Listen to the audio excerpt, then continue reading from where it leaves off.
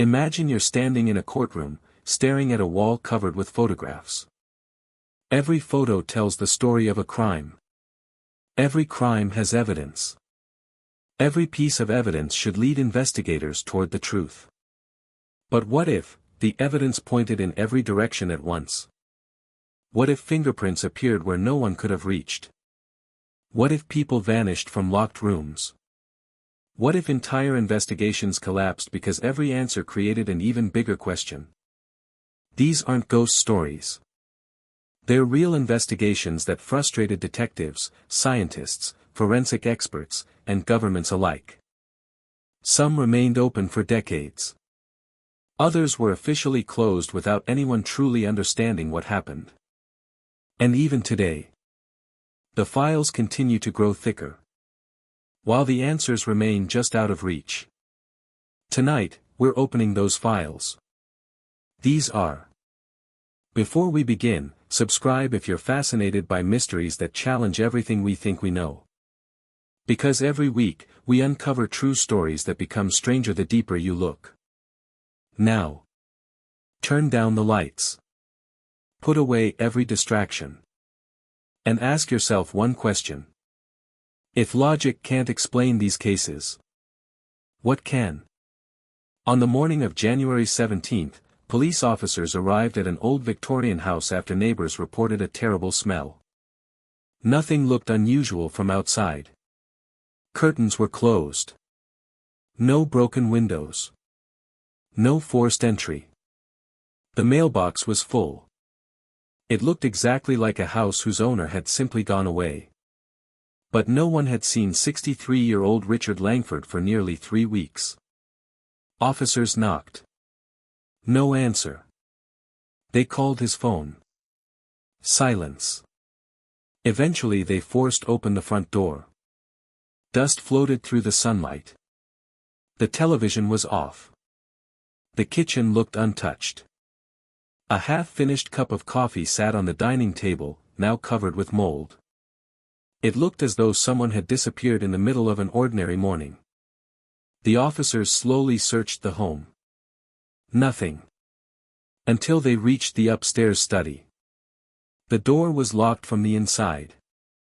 They announced themselves several times. No response. They broke the door open. Inside, Richard Langford was dead. At first glance it looked like a straightforward case. Except, nothing about the room made sense. The key was still inside the lock. Every window had been locked from the inside. The fireplace had been sealed years earlier. The air vent was too small for anyone to crawl through. There was no hidden passage. No trapdoor. No secret exit. Only one entrance. The one police had just broken. Yet forensic evidence quickly revealed Richard had not died naturally. Someone had attacked him. There were bruises on his arms. Signs of struggle. Microscopic skin cells beneath his fingernails. But investigators faced an impossible question. If someone killed him, how did they leave? Forensic teams spent days inside that tiny study. They measured every wall. Removed furniture. Scanned the floorboards. Examined the ceiling. Nothing. The architecture left no room for hidden compartments. Every inch matched the original blueprints. Detectives then focused on fingerprints. Richard's were everywhere. But there was one more set. Partial fingerprints. Too incomplete to identify. They appeared only once. On a brass lamp near the desk. The print didn't match neighbors, family, police, or anyone inside the national database. A mystery person had clearly touched something inside the locked room. But they had somehow vanished without leaving. Richard's neighbors described him as quiet. A retired mathematics professor. Highly organized. Never married. Never involved in crime. His daily routine almost never changed. Morning newspaper. Coffee. Walk through the local park. Reading until sunset. No enemies. No debts. No recent arguments. His bank accounts showed nothing suspicious. No unusual withdrawals. No threats. No signs he feared anyone. Investigators wondered if someone had gained Richard's trust. Maybe the killer entered willingly, before locking the room from inside. But that theory collapsed almost immediately. Because the medical examiner estimated Richard died sometime between 9 and 10 in the morning. Neighbors clearly remembered hearing Richard speaking loudly to someone around 9:15. Then, at approximately 9:22, a single loud crash echoed through the house. No scream. No footsteps. Nothing else. From that moment onward, complete silence. No one entered. No one left. Detectives reconstructed every possible scenario. Could the killer have hidden until police arrived? Impossible. The room had already begun decomposing. There wasn't enough food or water. Thermal imaging found nothing. Could Richard have accidentally locked the room after being attacked? Impossible. His injuries made movement nearly impossible. Could someone have escaped through the chimney? The opening measured barely 8 inches across. Not even a child could fit. Could forensic evidence be wrong? Independent laboratories confirmed every finding. Each answer eliminated another possibility. Eventually investigators reached a disturbing conclusion. Every explanation violated either physics or evidence. Then came an even stranger discovery. Richard owned an extensive journal. Every evening he wrote exactly 1 page. The handwriting remained perfectly neat. Until the final week. Those last entries were different. Uneven. Shaky. As though written under tremendous stress. One passage immediately caught detectives' attention. It read, "I keep hearing someone upstairs after midnight. Every night they stop walking exactly outside this room. Every morning nothing is disturbed. I'm beginning to think someone has found a way inside this house." Police searched again. Nothing. Another entry appeared 3 days later. "I changed every lock. Still. Someone entered. I know because the desk drawer was open." Again. No fingerprints. No signs of forced entry. Nothing missing. The final entry simply read, "They're here again." That sentence ended halfway across the page. The pen line continued another 3 inches. As though it slipped from his hand. No further writing ever appeared. The journals transformed public opinion. Media called it the impossible locked room. Experts flooded television debates. Former detectives argued sophisticated mechanical tricks. Engineers suggested temporary escape devices. Architects analyzed floor plans for hidden structural spaces. Professional magicians proposed elaborate illusions. Every explanation sounded convincing. Until investigators tested it. Each one failed. Months later another clue surfaced. A delivery driver remembered dropping off a package the morning Richard died. Security footage from a nearby traffic camera confirmed the driver's truck passed the house at exactly 9:18 a.m. Investigators enhanced every frame. The front door remained closed. No movement. No visitors. But in one blurry frame, someone appeared standing behind the upstairs curtain. Only partially visible. Watching the street. Police assumed it was Richard. Until forensic timing revealed. Richard was already likely unconscious by then. If that figure wasn't Richard, who was looking through the window? Image specialists enlarged the photograph. Resolution collapsed into digital noise. No face. No details. Only a dark silhouette. Enough to confirm someone stood there. Not enough to identify them. Years passed. Technology improved. DNA testing advanced dramatically. Richard's fingernail samples were re-examined. Scientists recovered an almost complete genetic profile. The unknown DNA belonged to a woman. That revelation stunned investigators. Because every previous reconstruction assumed a male attacker. Police reopened hundreds of interviews. No female acquaintance fit the evidence. No missing woman matched the timeline. No family connection appeared. The DNA profile itself produced no match anywhere. Not in criminal databases. Not in genealogy records. Not in military files. Nothing. It was as though the person had never officially existed. Even stranger. Modern laser scans of the study uncovered microscopic scratches surrounding the inside door handle. Initially, investigators believed Richard made them while struggling. Materials experts disagreed. The scratches had been made after the blood dried. Meaning, someone touched the door from inside. After Richard was already dead. But police had broken the door open themselves. No officer remembered touching the handle before photographs. The evidence suggested an impossible timeline. Someone, or something, had interacted with that room after death. Without ever entering. Today the case officially remains unsolved. The locked room still exists. Preserved almost exactly as investigators left it. Students of criminal psychology continue visiting. Architects continue measuring. Engineers continue proposing theories. And every few years, someone claims they've finally solved the mystery.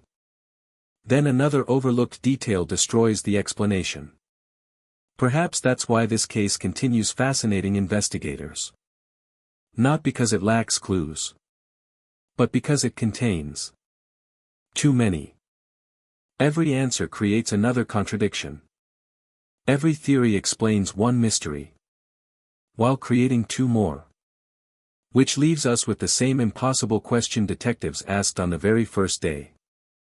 If the killer entered, how did they leave?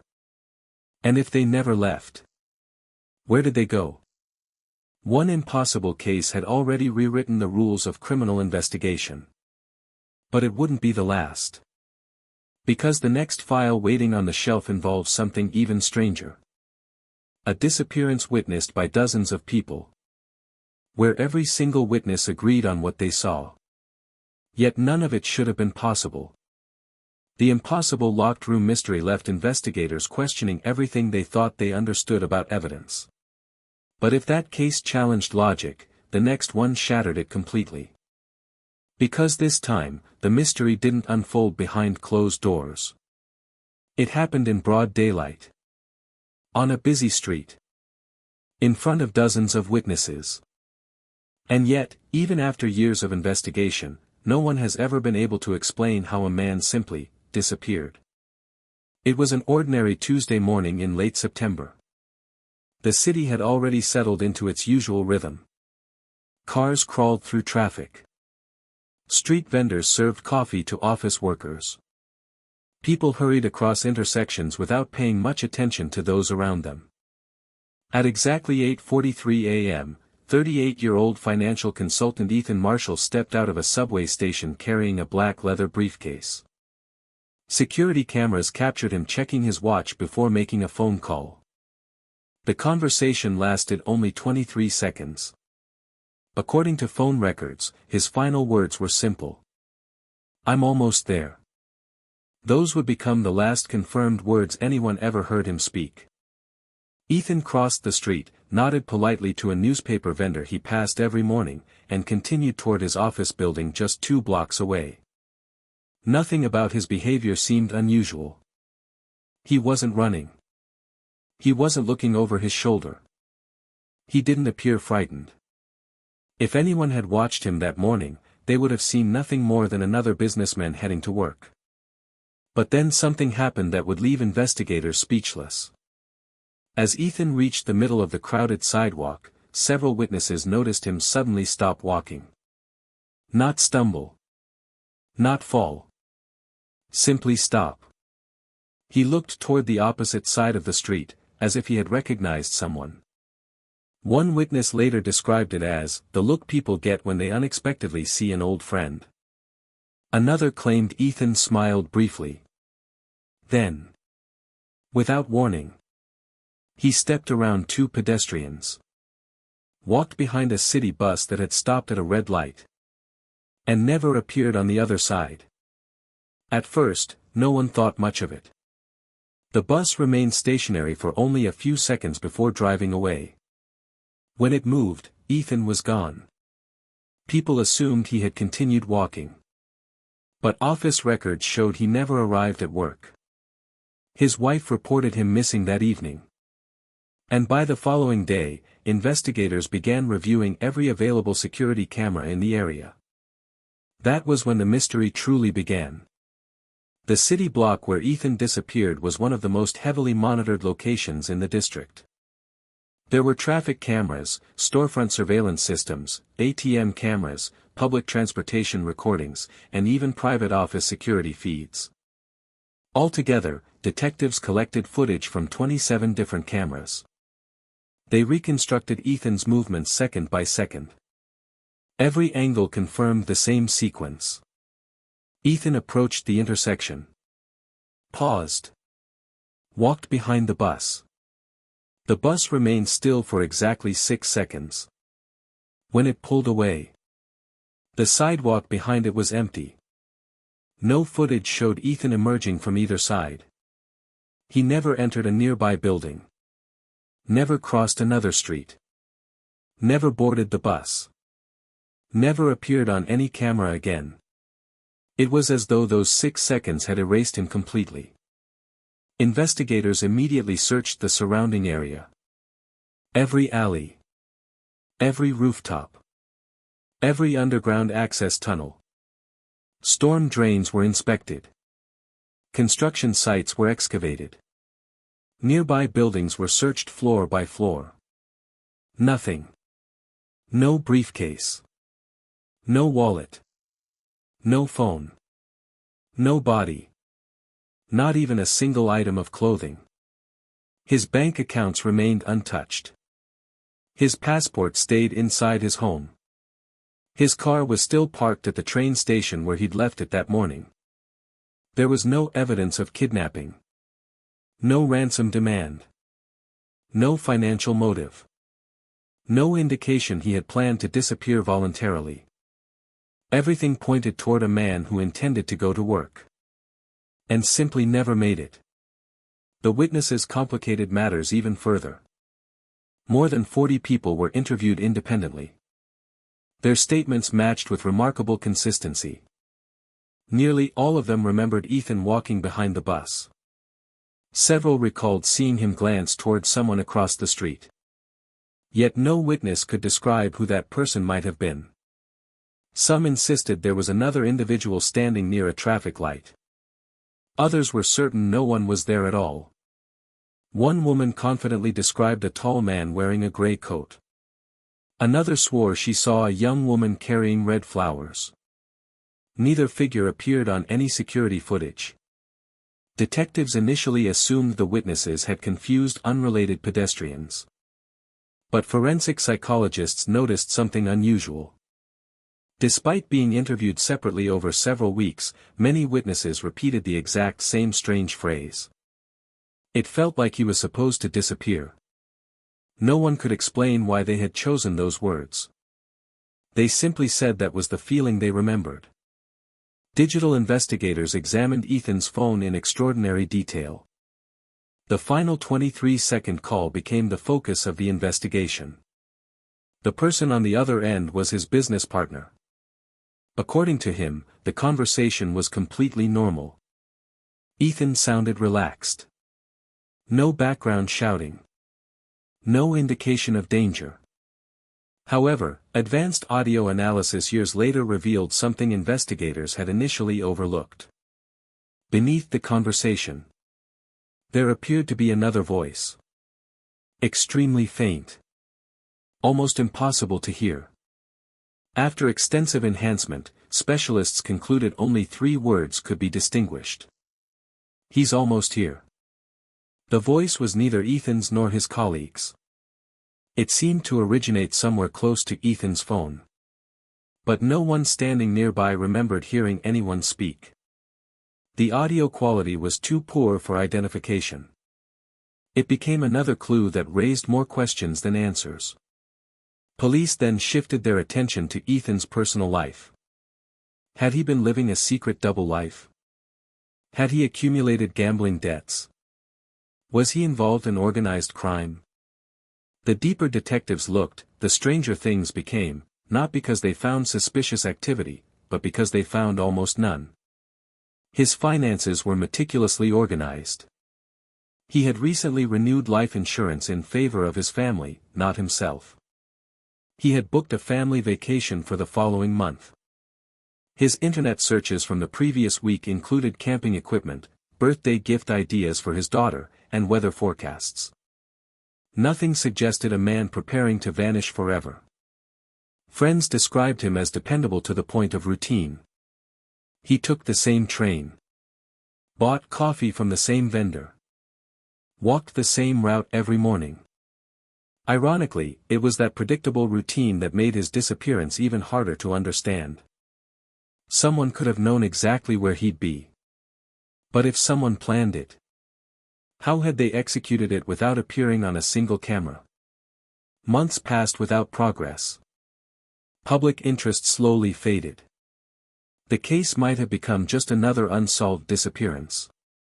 Until a retired transportation engineer contacted investigators. He wasn't interested in Ethan himself. He was interested in the bus. After watching the publicly released footage dozens of times, he noticed something unusual. The bus remained stopped at the red light for 6 seconds longer than normal. Traffic data confirmed his observation. Every other bus traveling that route paused for an average of 14 seconds. Only this one remained motionless for 20. It wasn't a dramatic difference. Most people would never notice. But to the engineer, it suggested something had interrupted the driver's routine. Detectives questioned the driver again. His answer remained unchanged. He remembered nothing unusual.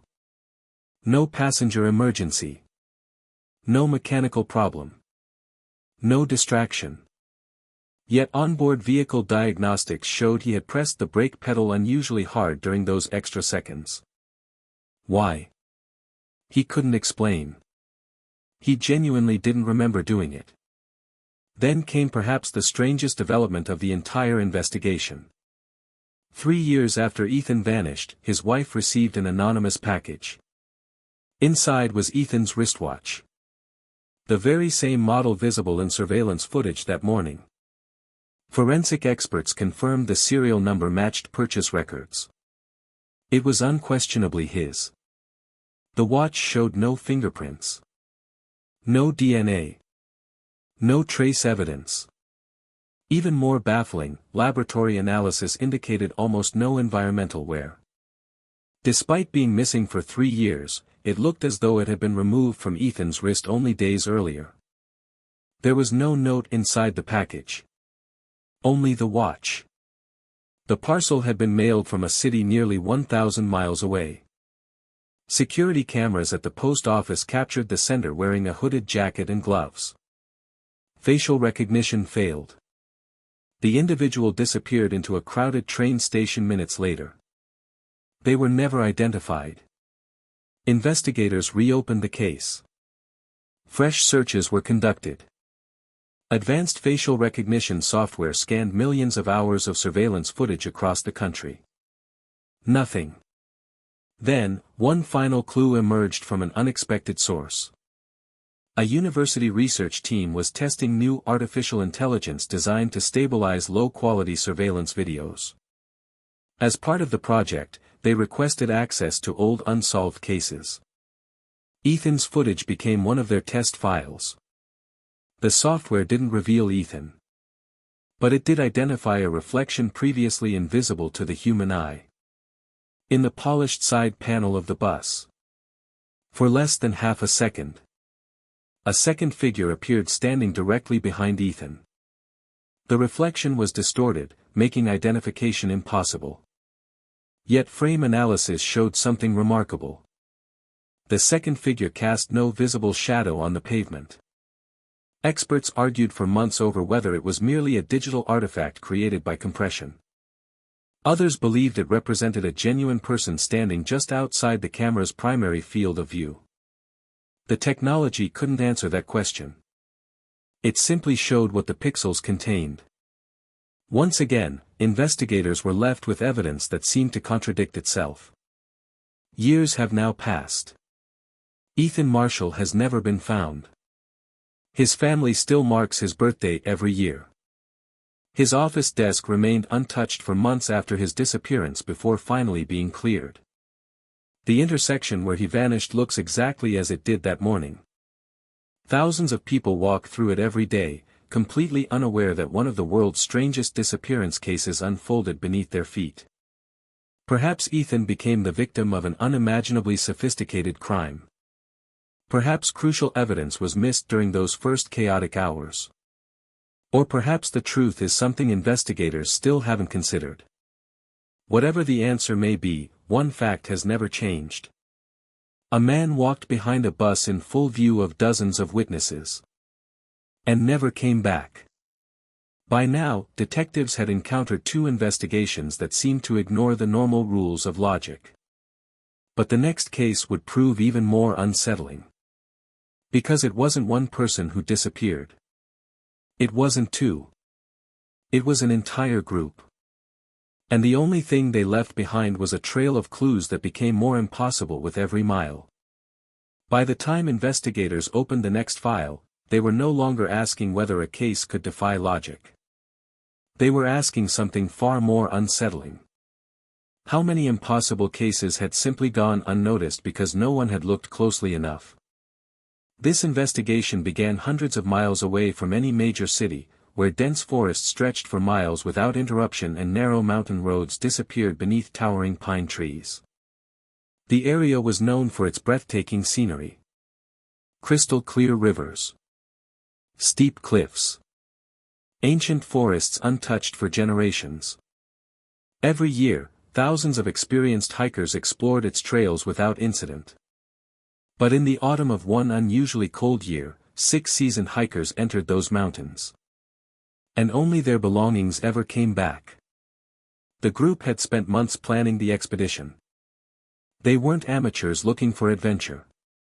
Each member had years of wilderness experience. They carried satellite navigation equipment, emergency radios, first aid supplies, extra food, thermal clothing, water purification systems, and enough equipment to survive for weeks if necessary. Friends described them as careful to the point of obsession. They checked weather forecasts repeatedly. Filed detailed route plans with park authorities. Even scheduled specific times to contact family during the trip.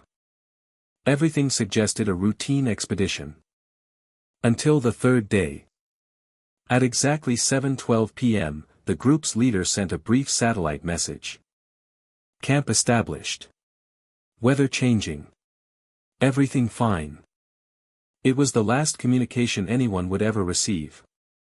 The following afternoon, park officials waited for the next scheduled check-in. Nothing arrived. At first, no one panicked. Mountain weather often interfered with satellite signals. A missed update wasn't unusual. But when 24 hours passed without another message, concern quickly turned into urgency. Search teams were deployed before sunrise. Helicopters scanned valleys. Rescue dogs followed hiking trails. Drones searched cliffs and riverbanks. Within 2 days, rescuers located the group's campsite. And from that moment forward, nothing about the investigation made sense. The campsite looked almost untouched. Tents remained standing. Sleeping bags were still inside. Cooking equipment sat neatly arranged beside an extinguished campfire. Food supplies had barely been used. Expensive cameras remained exactly where they had been left. Wallets, passports, phones. Everything was there.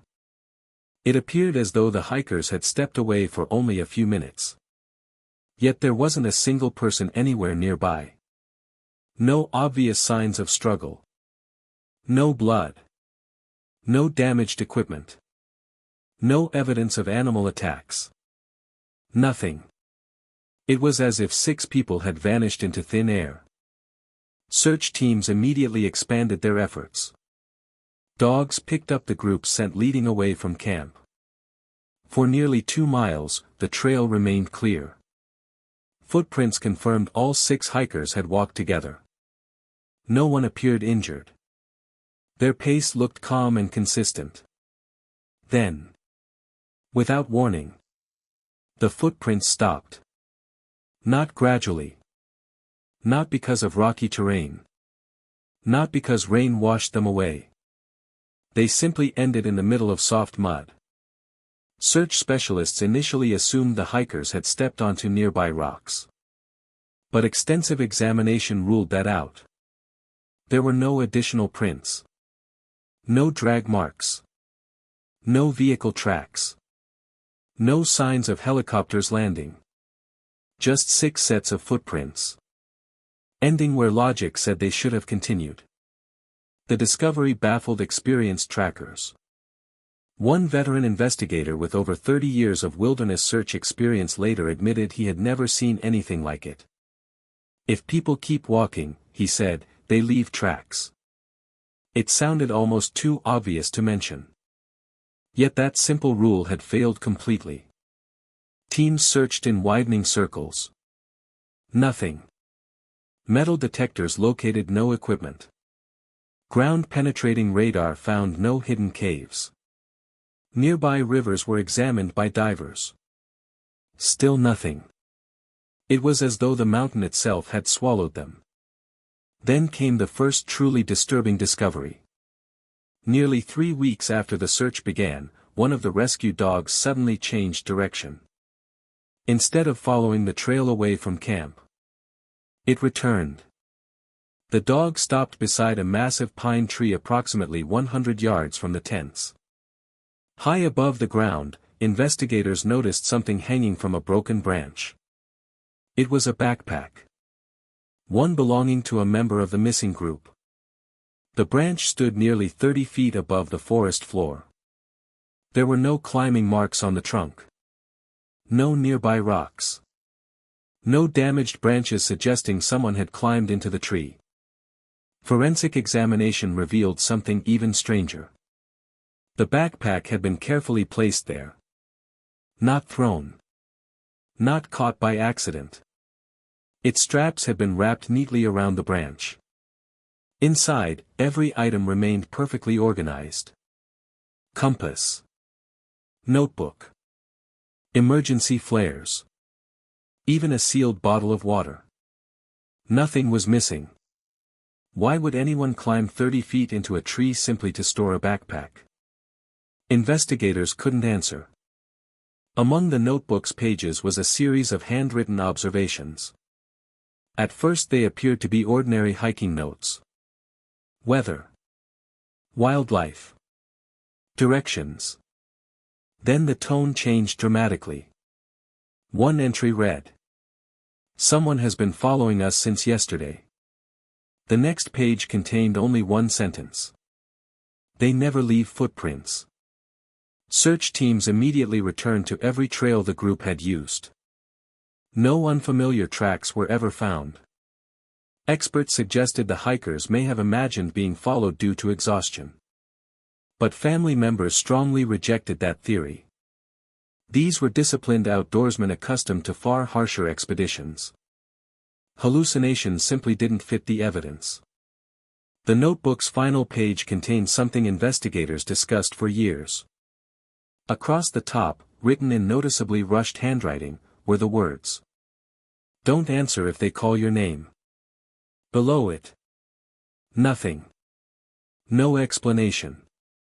No context. Just that warning. As news of the case spread, hundreds of volunteers joined the search. Many reported strange experiences in the forest. Some claimed they heard distant voices despite knowing no one else was nearby. Others described the unsettling feeling of being watched. Most investigators dismissed those reports as psychological effects caused by stress and isolation. However, one experienced helicopter pilot refused to fly over a particular valley after claiming his navigation instruments repeatedly malfunctioned above the area. Technicians inspected the aircraft. Everything worked perfectly. When another pilot flew the same route, the instruments behaved normally. No mechanical fault was ever identified. Months later, winter arrived. Heavy snow covered the mountain. Official search operations were suspended. The case appeared destined to become another unsolved disappearance. Until spring. As the snow melted, investigators returned expecting new evidence to emerge. Instead, they found something impossible. Fresh footprints. Exactly 6 sets. Beginning in the same location where the originals had ended months earlier. The prints traveled nearly half a mile toward an abandoned ranger station. Then they disappeared again. Forensic specialists confirmed the impressions had been made after the winter snowfall.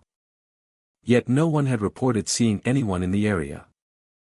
The spacing between footprints matched adults walking at a normal pace. There were no animal tracks nearby. No tire marks. No campsites. Nothing. Whoever, or whatever, made them had left no additional trace. The abandoned ranger station became the center of attention. Dust covered every surface inside. Windows remained boarded. No electricity had reached the building for decades. Yet investigators discovered one object resting on the old wooden table. A camera memory card. Remarkably, it belonged to one of the missing hikers. Laboratory technicians managed to recover most of its contents. Hundreds of photographs appeared completely ordinary. Mountain landscapes. Campfires. Wildlife. Group selfies. Then came the final image. The timestamp showed it had been taken only minutes before the group's final satellite message. The photograph captured 5 members standing near camp. The 6th photographer wasn't visible. At first glance, nothing seemed unusual. Then analysts enlarged the background. Far between the trees, a human-shaped silhouette stood watching them. Too distant for facial identification. Too clear to dismiss as a tree. Search teams returned to the exact location. No footprints. No campsite. No evidence anyone had ever stood there. Investigators released the image hoping someone might recognize the figure. Thousands of tips poured in. None proved useful.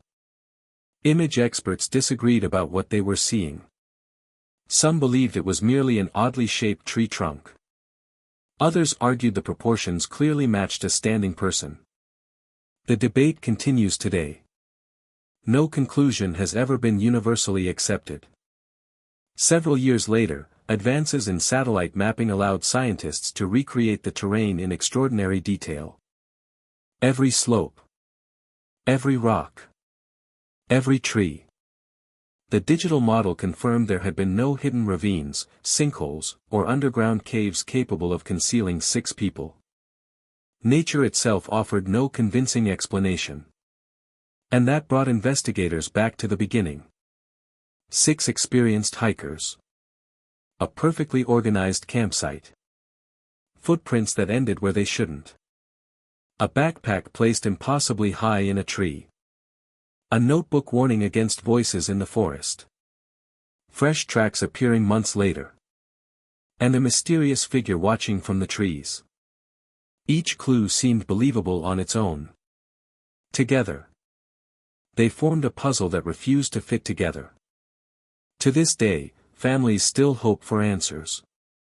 Park officials still receive occasional reports from hikers claiming they heard someone calling their name deep within those woods. Most of those reports are almost certainly ordinary sounds echoing through the mountains. But after studying this case, some investigators quietly admit they no longer dismiss them quite so easily. Because sometimes, the most frightening mysteries aren't the ones with no evidence. They're the ones with far too much. And waiting inside the next investigation was evidence unlike anything detectives had ever seen. A crime scene where every clue appeared genuine. Yet every clue proved someone else innocent. The deeper investigators looked, the less reality itself seemed to cooperate. Investigators often say that every crime scene tells a story. Blood reveals movement. Fingerprints reveal contact. DNA reveals identity. Time reveals sequence. When all of those pieces come together, the truth usually begins to emerge. But every so often, detectives encounter a case where the evidence doesn't simply refuse to cooperate. It actively contradicts itself. Every clue points toward a different suspect. Every timeline conflicts with another. Every answer destroys the previous one. And no investigation demonstrates that better than what became known as the Mirror House case. The emergency call came just after 2 a.m. A frightened neighbor reported hearing glass shatter, followed by complete silence. Police arrived less than 6 minutes later. The house stood alone at the end of a quiet suburban street. No lights. No movement. The front door was unlocked. Inside, everything appeared normal. The television was still playing. A kettle had boiled dry on the kitchen stove. Dinner remained half-eaten on the dining table. It looked as though someone had been interrupted in the middle of an ordinary evening. Then officers reached the upstairs bedroom. 45-year-old Helen Carter was lying on the floor. She had suffered a fatal head injury. The room showed signs of a violent struggle. Furniture had been overturned. Picture frames were smashed.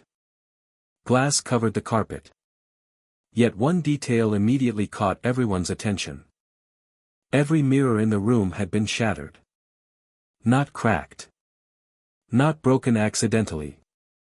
Completely destroyed. Even the tiny mirror inside Helen's makeup compact had been smashed. Whoever had entered that room had deliberately destroyed every reflective surface before leaving. Detectives initially believed the case would be solved quickly. Helen had several recent disputes involving a property inheritance. 3 relatives became immediate persons of interest. Each had a possible motive. Each had recently argued with her. Each had no perfect alibi. Everything seemed straightforward.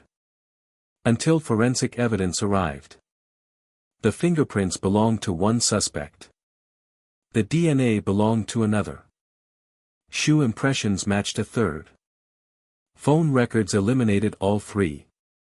It shouldn't have been possible. Yet every laboratory repeated the same conclusions. Nothing matched. Nothing fit. The evidence wasn't contaminated. Independent testing confirmed the findings again and again. Each clue was genuine. They simply refused to tell the same story. Then investigators made another discovery. Helen's home security system had automatically backed up data to an external server.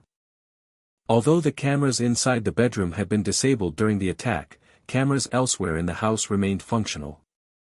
Detectives watched the recordings. At 8:17 p.m., Helen entered the house carrying groceries. At 8:42, she answered the front door. But the visitor never appeared on camera. The angle should have shown anyone standing outside. Instead, Helen opened the door, paused as though speaking to someone, then stepped aside, allowing an invisible guest inside. The doorway remained completely empty. She smiled politely, closed the door, and walked toward the living room. For almost 20 seconds, Helen appeared to be speaking with someone. She nodded. She laughed once. She even offered what looked like a handshake. Yet the cameras recorded no second person. Only Helen. Investigators immediately assumed the camera system had malfunctioned. But technicians found no missing frames. No corrupted files. No evidence of digital editing. Time codes remained perfectly continuous. Objects moved naturally. Lighting remained consistent. The recordings were authentic. The only impossible element was the missing visitor. The case quickly became national news. Television programs replayed the footage repeatedly. Experts proposed every explanation imaginable. Optical illusion. Camera compression. Lighting distortion. Digital corruption. Every theory sounded reasonable. Until engineers recreated the exact conditions using identical equipment. None of the tests produced the same effect. A human being standing in that doorway should have been visible. Always. Without exception. Meanwhile, forensic specialists uncovered something even stranger inside the bedroom. Helen's blood appeared in expected locations throughout the room. But another blood sample was discovered beneath the shattered dressing table. The DNA profile belonged to Helen herself. That wasn't unusual. What was unusual was that the blood had dried nearly 48 hours before the attack. Laboratories confirmed the age repeatedly. According to the evidence, Helen had somehow bled in that exact location 2 days before the crime. Without ever noticing. Family members insisted she hadn't visited a hospital. No injuries had been reported. No bandages were found in the house. Medical records showed nothing. It was another contradiction added to an already impossible file. Detectives turned their attention to Helen's final week. Friends described subtle changes in her behavior. Normally outgoing and cheerful, she had become increasingly distracted. Several co-workers remembered her repeatedly checking mirrors during meetings. One friend recalled Helen suddenly asking a strange question over dinner. If you saw yourself doing something you never remembered doing, what would you think? Everyone laughed. Helen didn't. Another colleague later admitted Helen had cancelled plans because she believed someone was entering her house while she slept. Police found no evidence of break-ins. Still, Helen insisted objects were changing places overnight. Books. Keys. Picture frames. Nothing valuable disappeared. They simply weren't where she'd left them. Then investigators found Helen's journal. Unlike Richard Langford's diary from the earlier case, Helen wrote only when something unusual happened. The first pages were ordinary. Shopping lists. Meeting notes. Vacation plans. Then the entries changed. I looked into the bathroom mirror this morning. For just a second. I smiled before I did. Several days later she wrote. I know how impossible that sounds. I wish I hadn't seen it. Another entry read. I covered the bedroom mirror tonight. When I woke up, the cloth was on the floor. Police assumed stress or sleepwalking. But family members insisted Helen had never suffered from either. The final journal entry stopped investigators cold. I finally spoke to them tonight. They said I would understand soon. No explanation followed. Just those words. Written only hours before her death. Months into the investigation, digital analysts reviewing Helen's home network discovered an overlooked file. One camera had briefly activated automatically due to motion detection at 1:58 a.m., just minutes before the emergency call. The recording lasted only 7 seconds. At first glance, the hallway appeared empty. Then analysts adjusted the brightness. A shadow crossed the wall. Not unusual. Except there was no person casting it. The hallway remained completely empty from floor to ceiling. Yet something moved across the wall. Frame-by-frame analysis confirmed the shadow changed direction naturally as if attached to someone walking. But there was no visible body. No object. Nothing. Even today, imaging experts remain divided over whether the effect resulted from an unknown lighting phenomenon or something far stranger. As the investigation continued, another surprise emerged. One of Helen's shattered mirrors contained microscopic fingerprints trapped beneath the broken glass. The prints belonged to Helen. But laboratory reconstruction showed they had been left after the mirror broke. That should have been impossible. A broken mirror cannot receive fingerprints beneath fractured edges unless someone somehow touched it before it shattered. And after it shattered. At the same time, multiple forensic laboratories reviewed the evidence. None could explain it.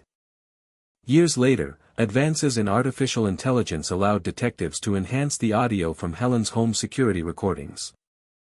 During the 20 seconds when Helen appeared to be speaking with an invisible visitor, faint sounds emerged beneath background noise.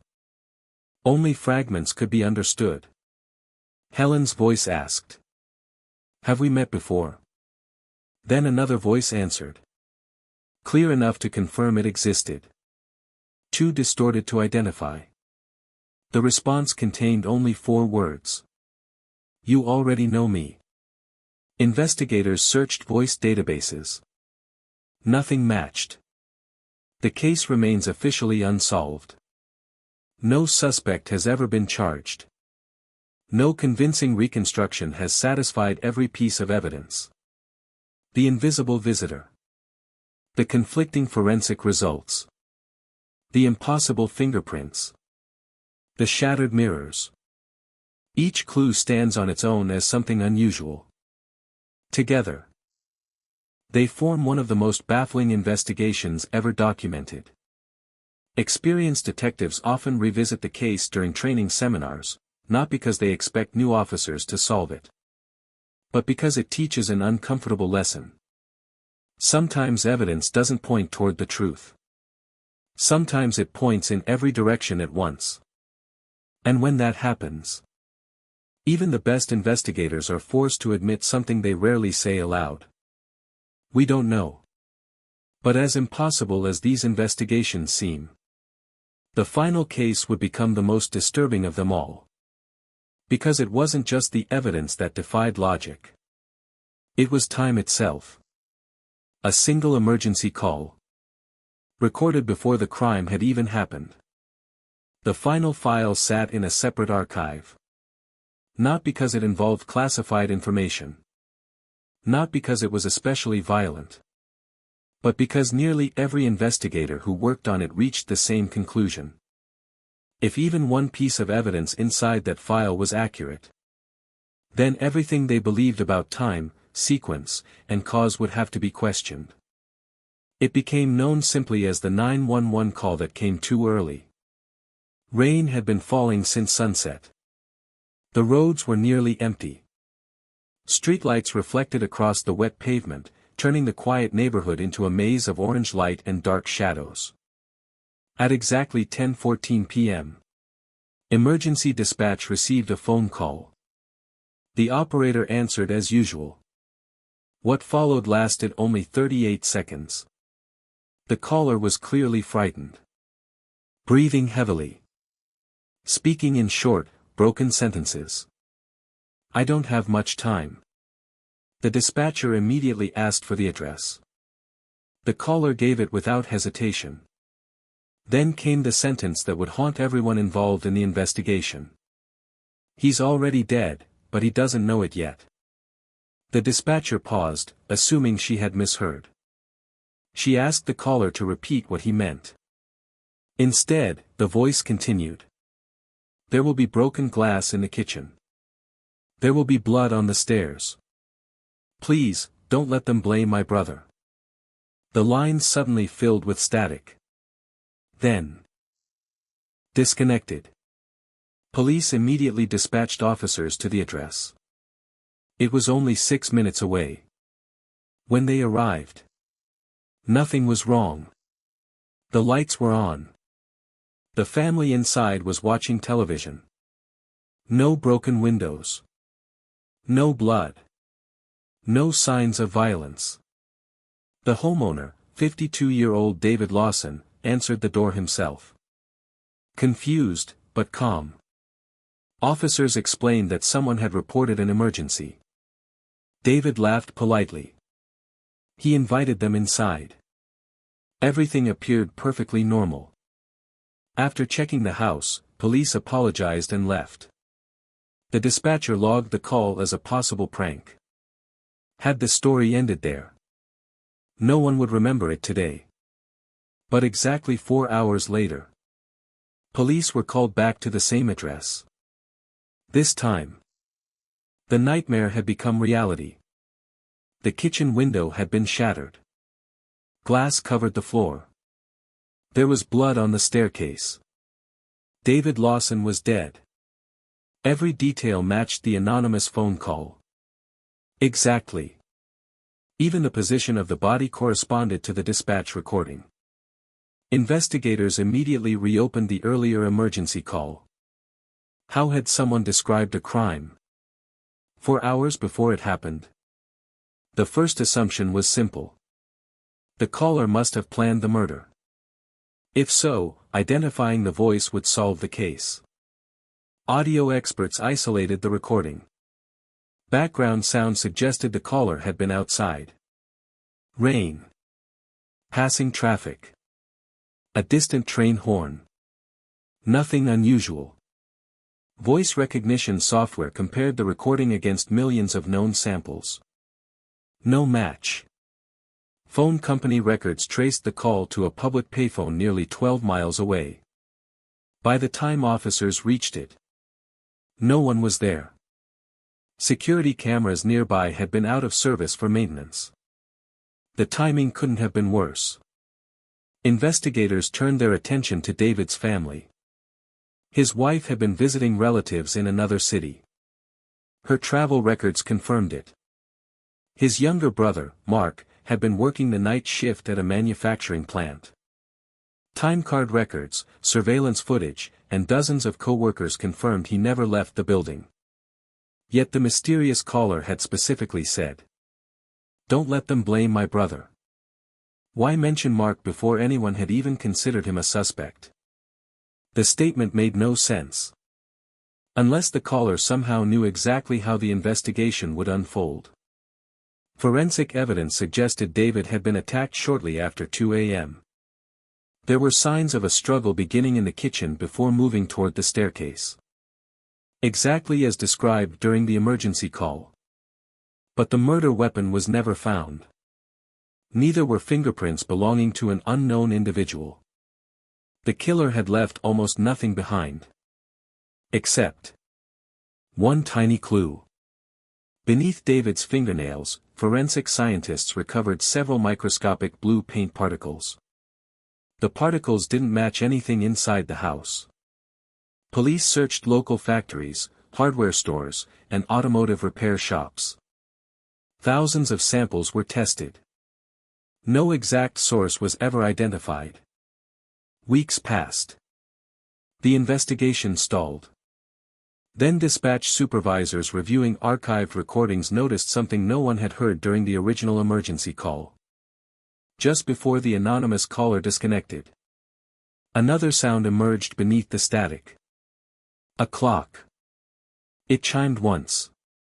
Experts enhanced the recording repeatedly. The clock struck 2 a.m. Not 10:14 p.m. The official time the call had supposedly been made.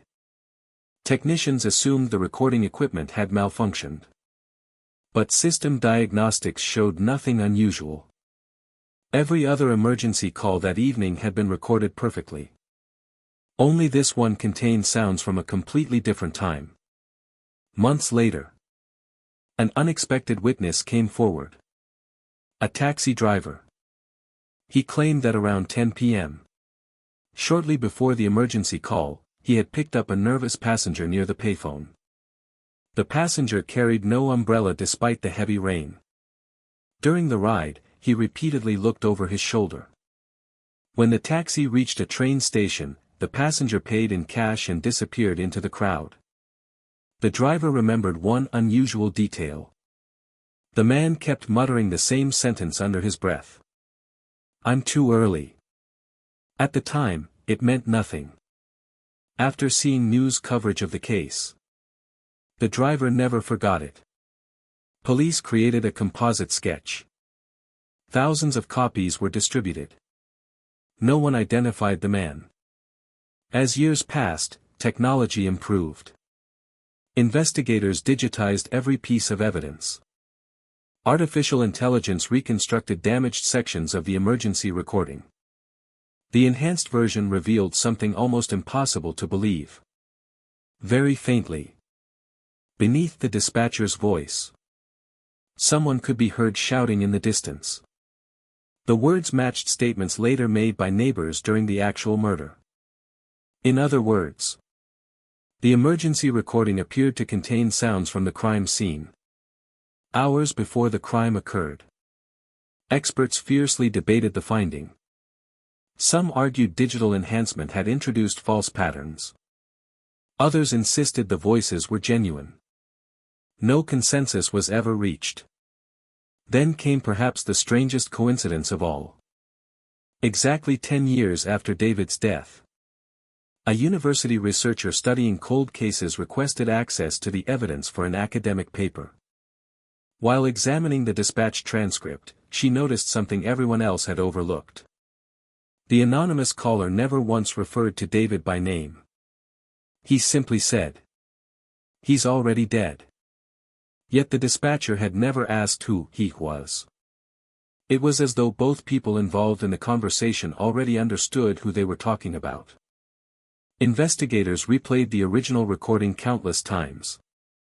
The researcher was correct. There had been no introduction. No identification. Nothing.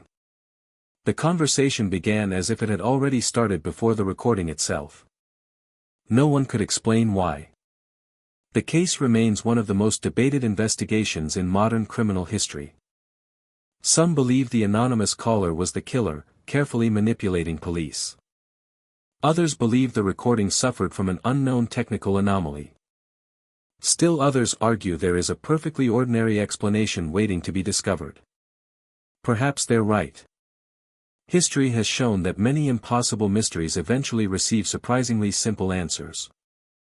But until that answer arrives, the evidence remains exactly where detectives left it. A phone call describing a murder. Before the murder had taken place. When investigators compared all 5 cases years later, they noticed something unexpected. The locked room. The man who vanished behind a bus. The missing hikers. The mirror house. The impossible emergency call. Different countries. Different decades. Different investigators. No connection. And yet, every case shared one remarkable characteristic. None failed because evidence was missing. They remained unsolved because there was too much evidence. Evidence that contradicted itself. Evidence that obeyed no clear pattern. Evidence that forced detectives to choose which facts they were willing to ignore. Maybe one day, advances in science will solve every one of these mysteries. Maybe future technology will uncover details impossible to detect today.